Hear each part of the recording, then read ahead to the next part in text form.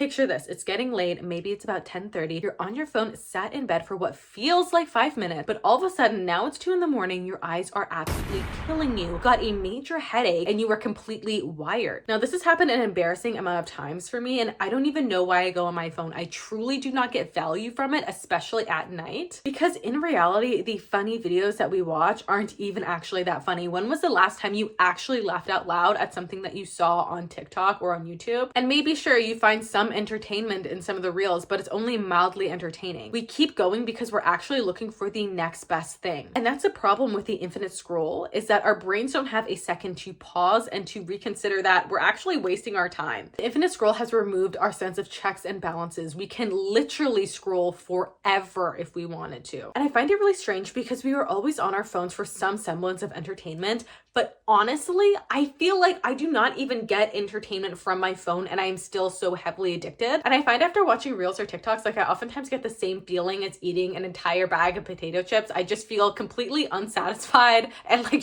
to be honest. And it's actually really weird what we watch. We're watching other people's vacations, other people's opinions, other people going to the gym, other people doing all this stuff when we ourselves could do these things. And we don't actually get to formulate our own opinion because our opinion is essentially based on other people's opinions, who's based on other people's opinions from the TikTok algorithm. It's crazy. And the weird thing is that I don't even feel like I get value from going on my phone anymore. I mean, logically, like I know I don't get value, but I also don't even get the entertainment piece. I find when I'm going on TikTok or social media in general, I'm oftentimes looking for something funny, and rarely, I honestly cannot remember the last time I've ever laughed out loud at a TikTok video. Not to say they're not funny, but they're not reinventing comedy by any means. And I feel like social media at this point is just quite boring. I mean, it's all the same things over and over again, and TikTok humor is just really cringe to me at this point. And yet I still feel addicted to my phone, and it's terrible. And this is something that I've really been reflecting on, especially this week. I'm to the point of phone addiction that I daydream about chucking my phone in a pool. I have headaches. I can't think straight. My eyes are strained. I can't control myself. So I realized the reason that I'm actually addicted to my phone is not because of the entertainment piece,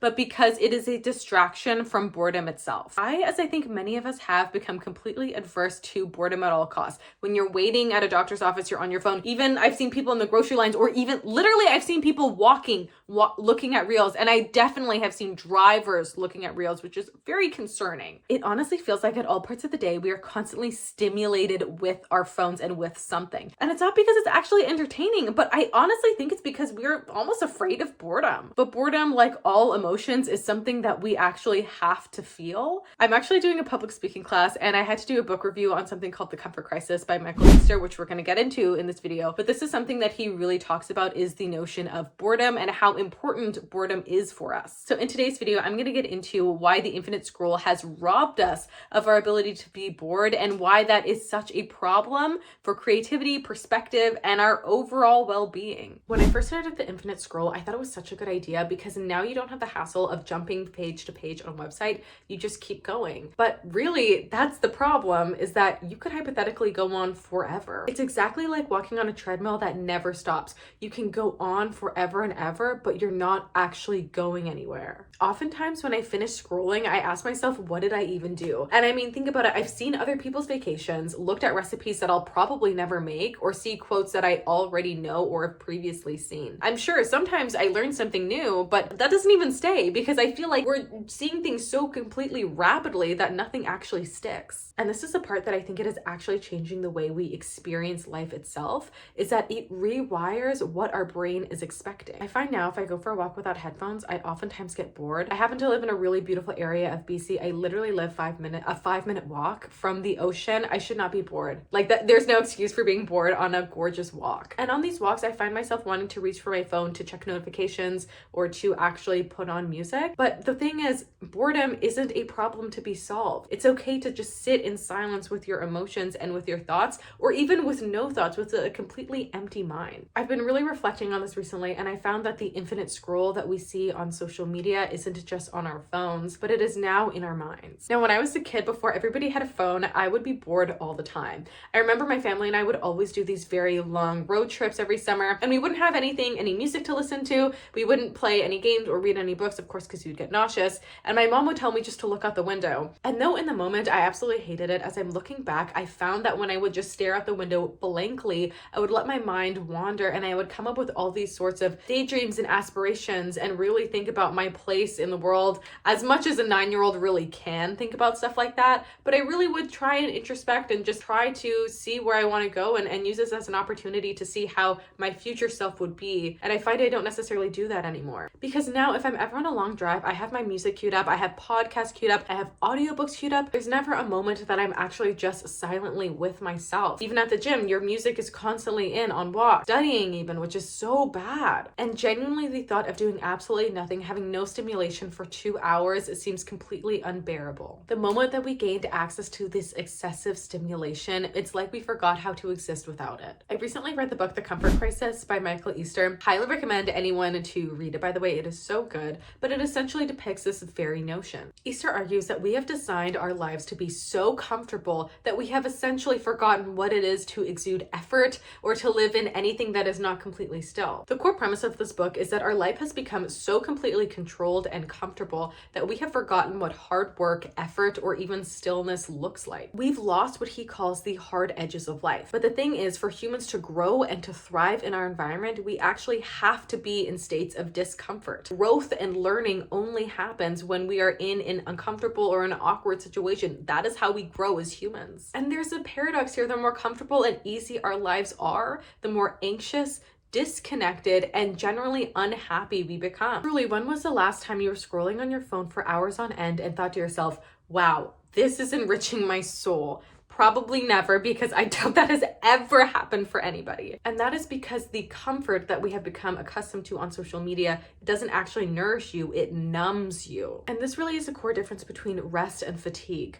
Resting actually nourishes and replenishes your body so that you can perform later, but escapism just hides your fatigue for a little while. It's sort of like putting a band-aid on the problem, but not actually solving the problem itself. And the worst part is that most of us don't even consider it escapism to be on our phone for hours on end. I know myself, I have a very bad phone addiction, so I have really had to put in the work to make my phone as unenjoyable as possible. I have the gray color scale and everything. But how many of us in the morning get up and the first thing we do is check our phones, and that's oftentimes the last thing we do before bed. And I don't know about you guys, but for me, this really spiraled out of hand. Like, I would find in the morning, I would spend at least an hour on my phone, which is insane. Like, that really would have prevented me from starting my day and having a productive day, because I'm just wasting time mindlessly on Instagram. And the thing is, like, what we're consuming on social media isn't even of value. I don't know any of the reels or TikToks that I scroll and see that actually provides my life with value. So it doesn't enrich our life.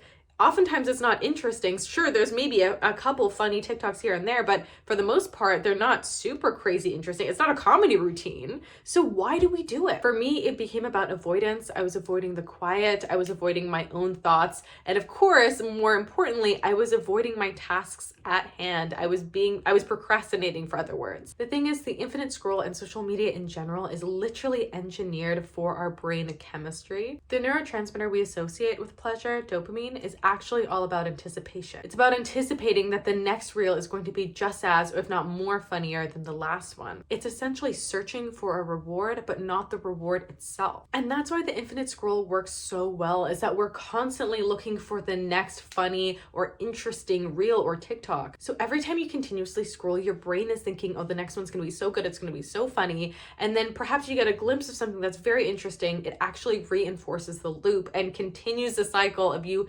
perpetually scrolling. It is like fishing in an endless ocean. You are just throwing in your lines and hoping you catch something worthwhile. However, this ocean never ends. Somewhere along the way, we stopped seeing boredom as a neutral emotion, but rather as a negative or as a failure if you're experiencing it. Because if you're bored, what it actually means is that you're not being productive enough. Surely, if you're bored, you'd go wash your car, you'd go do your laundry, or run some other errands that you have to do. If you're bored, it simply means that you don't have enough tasks at hand hand to complete. And it's such a human reaction to want to constantly fix things or to adapt in our environment.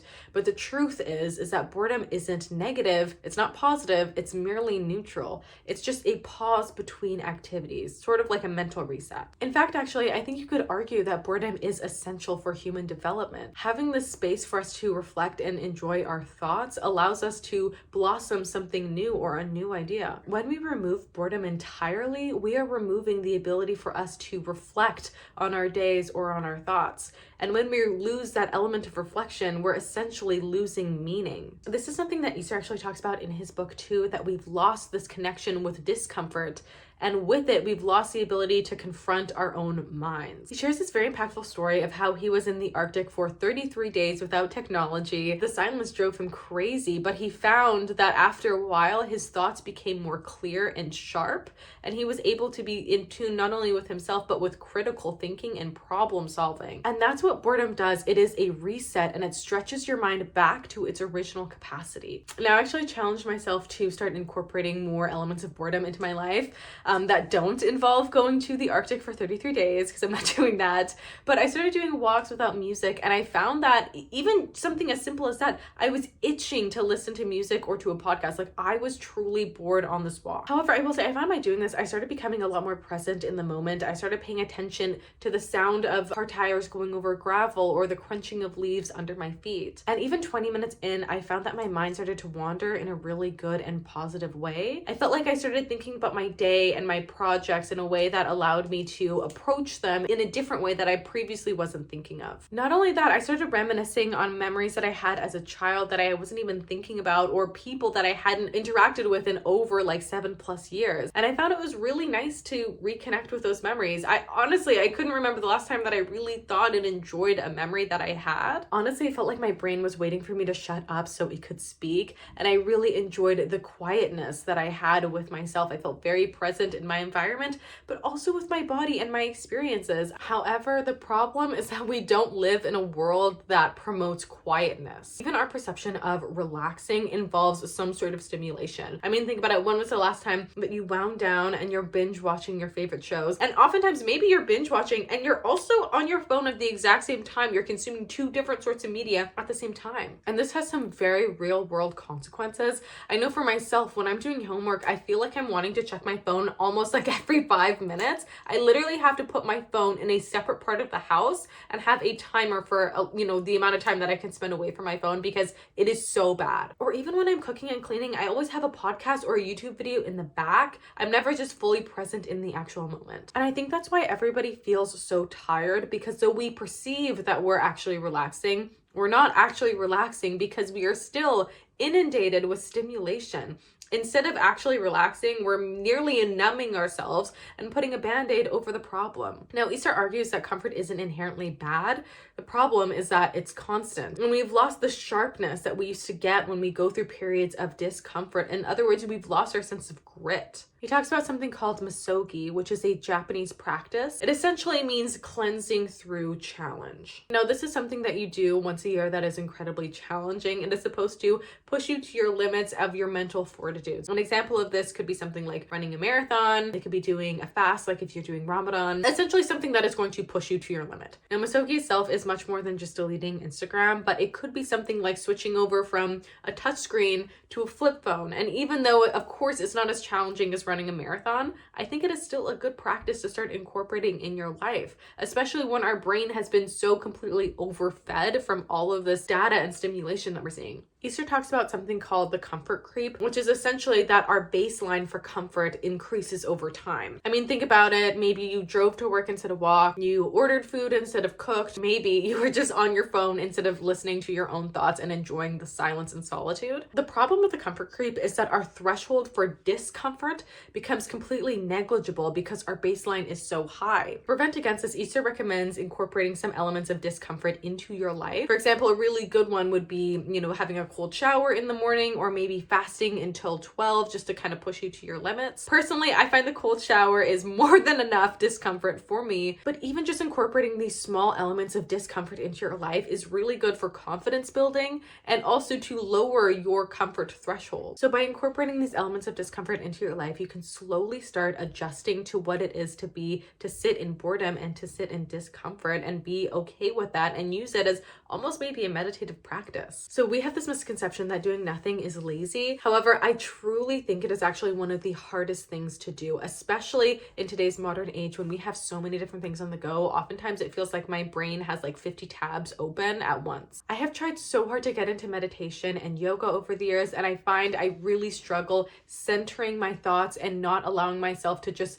have all these random things going on at once, and even these freaking TikTok sounds that like play in my head. It's nauseating. I really try to enjoy the stillness of the day, especially in the morning and at night when I wake up and when I subsequently go to bed, by reading a book or even just staring blankly at the wall. And I find by doing nothing, my breathing slows and I can literally feel my mind like starting to untangle or even defrost. I feel so much more centered than I would if I was just mindlessly scrolling. And the thing is, boredom really is essential to creativity. I find this is where I have some of my most ingenious thoughts when it comes to doing a project or even a YouTube video, for example. Think about it. Some of your best thoughts might have been in the shower, when you're daydreaming, or when you're walking without music, when you're truly sitting alone and letting your mind wander and exploring all these different creative possibilities. So in a strange way, I feel like the infinite scroll has almost taken away our ability to be curious. We seek novelty, but it's now compressed into pixels. So instead of seeking the outside world around us, we instead choose to look at it through a screen. But here's the thing. Curiosity is not meant to be consumed. It is meant to be lived. So I wanted to share how I have been incorporating boredom and discomfort into my life, things that do not involve going to the Arctic for 33 days without technology or living like some sort of monk or having a flip phone myself. I'm just not at that point yet. So recently I've been incorporating doing nothing, and I know this sounds easy, but it actually isn't, or at least not for me. So I do this by not having any technology at all, no music, obviously no phone. I literally just stare at my ceiling. I have a timer set for 10 minutes. I stare at my ceiling and think whatever and just allow my brain to kind of do its thing and to go through the motions and explore different avenues. When I first did this, I struggled so much. Like I could hear in my brain that I was not being productive. I could hear all the things that I needed to do right then and there, all the emails that I had to send, all the calendar invite meets that I had to send out right then and there. But the truth is, it can wait 10 minutes. And in fact, it did wait 10 minutes. But after a while, I think maybe around minute 7, I found that the mental noise that I was dealing with started to dissipate. And I started to enjoy the silence. I was thinking of conversations that I had that day, some memories that I had, or even just daydreaming about what I want my future to look like. Easter talks about this in The Comfort Crisis. He talks about how boredom is almost like a long lost superpower. When we learn to be able to sit in boredom is when we truly unlock our own creativity. We're able to achieve deep reflection and have better critical thinking and problem solving skills that scrolling mindlessly for hours on end just will not give you. So when he was on his 33-day adventure in the Arctic, he was constantly bored and constantly in stillness. And in doing so, he realized just how much of his life had been filled with noise. And that really stuck with me, and it really made me reconsider my own habits. And I realized that the use of infinite scroll on social media and on the internet in general isn't about entertainment. It's not about finding a new recipe, finding something funny, finding an outfit. What it really is about is avoiding silence. So I started incorporating just tiny changes into my life. The first being I spend 5 minutes a day, every day, sitting in silence, staring at my ceiling with absolutely no stimulation. So while I originally was fighting the urge to pick up my phone, I've now gotten into a place where it feels actually quite calming and quite relaxing to just spend that time with myself and my thoughts. And I started getting really good ideas, especially when it comes to projects or events that I have to plan for my club. I even started remembering things that I forgot or things that I misplaced. I started remembering where they may be. And even just the 5 minutes of boredom has given my mind the ability to wander instead of just being constantly trapped in a cycle where I'm just looking at other people's thoughts. I also deleted all social media. I am so bad for deleting social media and getting it back. So I really had to make a commitment to myself to just delete it full stop. Not only that, I had to have the grayscale on my phone. I'm going to insert a clip of how to actually make it grayscale. This really does help decrease or desensitize going on your phone because visually it is actually boring to look at. This is really embarrassing to admit, but in doing so, I would actually always pick up my phone and just kind of go on it and then forget that I actually deleted the apps and then close it. And truly our phones give us this little micro dopamine dose where you feel like you're being productive, not enough to be fulfilled, of course, but enough to just keep you going. It's kind of like eating small spoons of sugar. It gives you a little burst of energy and excitement every time you have it, but you just end up with a whole bunch of cavities and feeling terrible about yourself. Now, by day 4, I started being a lot more mindful. I feel like I was more cognizant of even my footsteps on the floor, like the sound of that. And instead of just, scrolling on somebody's page, I was actually reaching out to my friends and feeling more connected in my social group to spend time with them in person. And this is another core principle that Easter really hones in, is that boredom isn't a punishment, but rather it's an opportunity to connect with your thoughts and be more present in the world. When you consciously choose to expose yourself to small discomforts, whether that be exercise, a cold shower, not having a phone, or cutting out sugar, you are building mental endurance. I think the worst thing about the infinite scroll is that it has somehow tricked us into thinking that we're resting when we're on our phones. Think about it. You come back after a very long day of work, you flop on the couch and you're on your phone for maybe 45 minutes if you're lucky, but probably pushing 2 hours. So now you feel tired and wired at the same time. Your sleep is presumably completely shocked because of all the blue light and the stimulation. And so now you go to sleep, maybe if you can, at 2 in the morning, and then you get up again, you haven't had enough sleep, you're groggy, you're cranky, and you do it all again. You're perpetually in this cycle when it comes to media. You see, that's not rest, that's escapism. Real rest happens when you let your mind completely shut off. So this could be something like reading, it could be cooking without watching something, going on a walk, enjoying your time and letting your mind reset. You see, those things actually feed you energy and bring you back to life, but scrolling for hours on end completely depletes you. So instead of thinking, oh, I need a rest, like let me go on my phone, I stop and I take a breath and I ask, what do I actually need? For example, today I felt really overstimulated. I had a lot of presentations and I needed a break. And instead of going on my phone, what I actually needed was movement. I needed to go for a walk and walk my body around so that I could burn off some energy and come back and be more productive and more present in my practice. So sometimes it could also be a nap, it could be stretching, and sometimes it actually could be watching a video as long as it's intentional. Say, for example, if it's your favorite creator or if it's your favorite show that you're wanting to watch, but just make sure it's intentional instead of just going on your phone and mindlessly consuming whatever the algorithm throws at you. And even just the shift between passive consumption to an active one is going to be huge in your phone addiction recovery. And this isn't to say you should never use social media again. I definitely think it can be a balance, but it's all about taking back your agency from these social media platforms because they literally are engineered to rob you of it. The infinite scroll is very reminiscent of variable rewards, which is the same psychology that makes gambling so addictive. When you refresh your feed, you don't exactly know what you're getting. It could be something funny, entertaining, shocking, validating, sexy. It keeps you hooked not because it's actually fun, but because you don't know the outcome that you'll get. It's the exact same mechanism used in gambling. And I think once you understand that, it's a little bit easier to be nicer and kinder to yourself, which you always should be, because it's not necessarily the case that you're weak-willed or have weak willpower. These social media platforms and the infinite scroll are literally designed to rob you of your agency. Now, this isn't to say that none of us have our own parts to play in it. It is absolutely your responsibility to be dealing with a phone addiction. If you have it, you are responsible for your own happiness. I'm not saying otherwise, but I think we all need to keep in mind that these, little phones that we have, these little rectangular devices, are engineered to be addicting and highly addicting at that. I think what makes the infinite scroll so dangerous is that it not only just wastes our time, but it makes us numb to the outside world. It's sort of like being underwater. You can still see everything, but everything's muffled and kind of distorted. Now, the antidote isn't feeling guilt or shame or putting yourself down for not being strong-willed. It's about making small changes that are going to compound time over time. To share a direct quote from Easter, he says, "The more we search for comfort, the more discomfort we feel." And that's truly exactly what I found. The more I was using social media as a crutch or as a rest and relaxation tool, the more stressed and anxious I felt. However, when I chose discomfort intentionally, like boredom, cold showers, doing intermittent fasting, I felt really connected and actually quite refreshed.